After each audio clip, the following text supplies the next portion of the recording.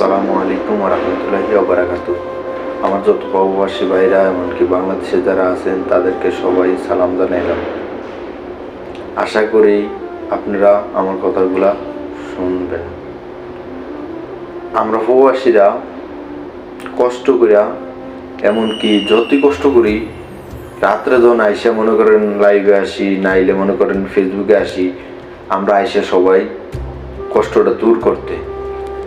আইসা যদি দেখি আমাদের নামে বদনাম ছড়ায় যে আমরা মোবাইলে বসে থাকি, ভাই রোদ 45 ডিগ্রির ভিতরে মনে করেন আপনি দাঁড়ায় কোনো সময় মোবাইল টিপবেন,